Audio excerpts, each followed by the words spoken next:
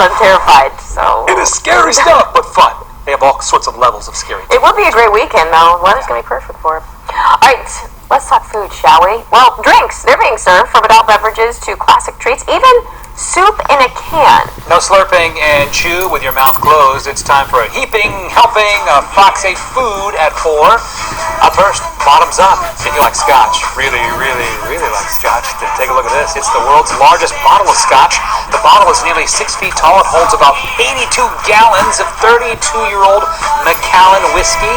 It's worth more than $1.8 million. The companies plan on auctioning it off later this year, where they hope to break the record for the most expensive bottle of scotch ever sold. Did anyone All else? scotch, it has to be produced and bottled in Scotland, FYI. Okay. That's the difference between scotch and whiskey. Okay. I was thinking of the movie Anchorman through that whole thing. Nice. All right, looking for a different kind of drink? Well, how about ramen soda?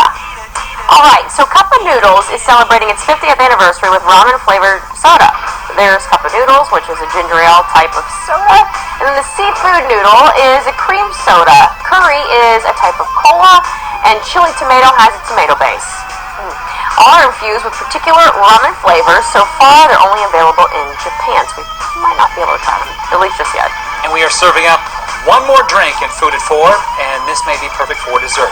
International Delights just unveiled Reese'S Iced Coffee. Classic brew is combined with milk and cream, along with Reese's classic peanut butter and chocolate. The drink comes in a 64-ounce carton, costs about $4.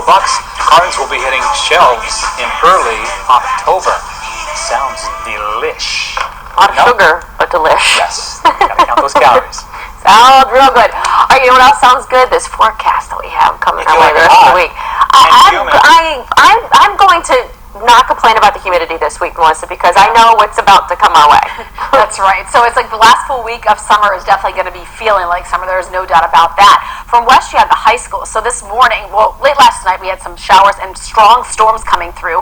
Leftover showers and clouds southeast, but now starting to at least see some brighter spots, filtered sunshine, even as far east as West Geauga High School in Chesterland. Southeast, like Canton, down through Tuscarawas County and Carroll County, well, they still having a little bit of mist and drizzle left. The clouds are kind of socked in.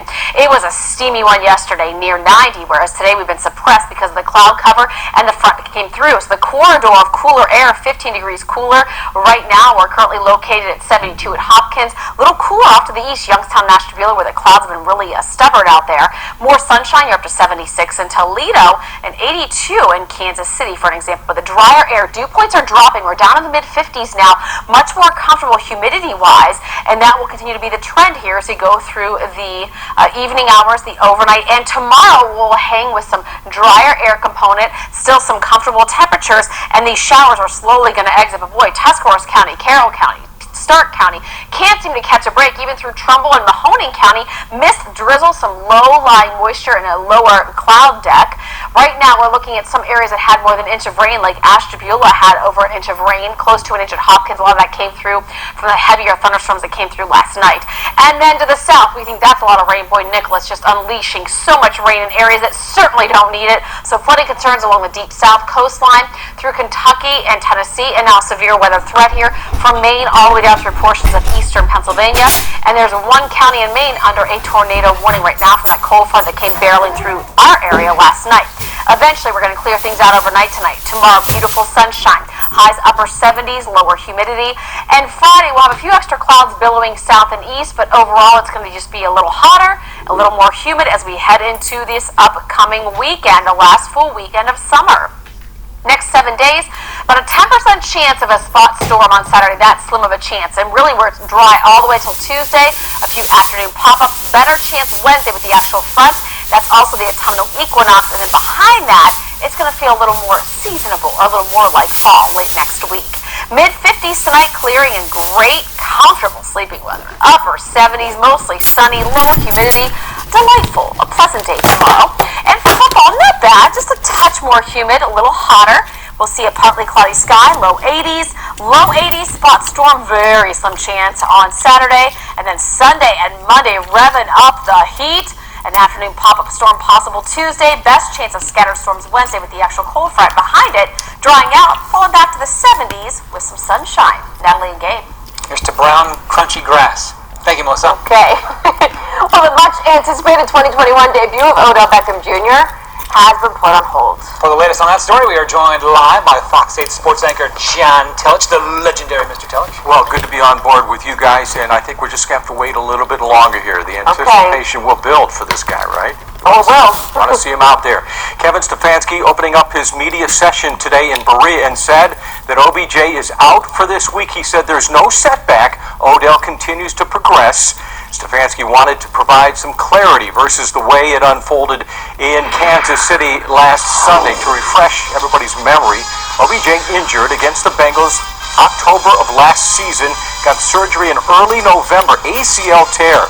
And while he has shown flashes of his pre-injury self, he has been held out of team drills and out of contact drills during his rehab. He suited up before the Chiefs game, but was deemed not ready to play, and he sat out the affair. Kevin Stefanski said last week's scenario gave way to the team this week just trying to get out ahead of the situation while keeping Beckham's best interests at heart. You know, he was pushing to get there, just didn't feel like he could play this significant number of snaps. So I just felt like for this week, the prudent thing to do was let's let these other guys get all those reps, although they got a bunch last week. Let's game plan accordingly, and then we'll update you guys as we get into next week.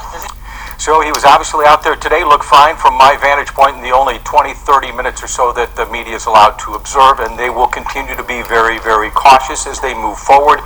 This is an ACL tear. Looking great on a treadmill on social media is one thing, but day-to-day, recovering from an injury, recovering from a previous practice, all those types of things are put into account before they put a guy out on the field. So we'll wait and see. Can't rush it, but come on, man. You got to get on the winning train. We're going to do this with or without you.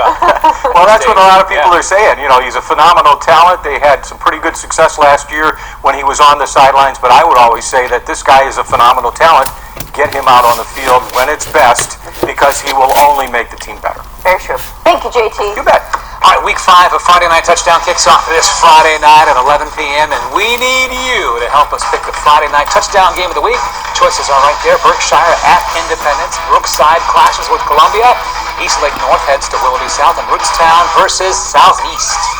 All you have to do to pick your favorite is go to fox8.com. We'll announce the winning game tomorrow night on Fox 8 News at 10, and that game will get extended highlights this week on Friday Night Touchdown. Well, the color of your home's walls, it can say a lot about your style, but one shade in particular can show people you're up to date with the times. Up next, one paint company's color of the year. I wasn't expecting it. Hershey's, Reese's, and now Hidden Valley. What? Yeah, coming up new at 5, why Halloween 2021 will be one to remember for ranch lovers. Okay, I mean, I do love ranch. Make sure you join Kenny tomorrow, folks, as Fox 8 asks you to help the 4th Floods. He's going to help kick off our 7th annual Dick Goddard APL Telethon. Kicking it with Kenny tomorrow, only on Fox 8 News in the morning. Every weeknight on News Nation, watch News Nation Rush Hour and The Dunlin Report, followed by On Balance with Leland Biddard and News Nation Prime. Then close out your night with Banfield. Weeknights starting at 6/5 Central on News Nation. Once there was a boy who did the same thing again and again. One day he was told he had autism. He got help and slowly learned how to live with it better.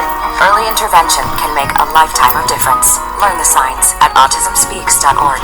Type 2 diabetes can have a big impact on your life. But how can it be prevented? Well, the first step is knowing if you have something called prediabetes. Take the 1-minute risk test today at doihaveprediabetes.org.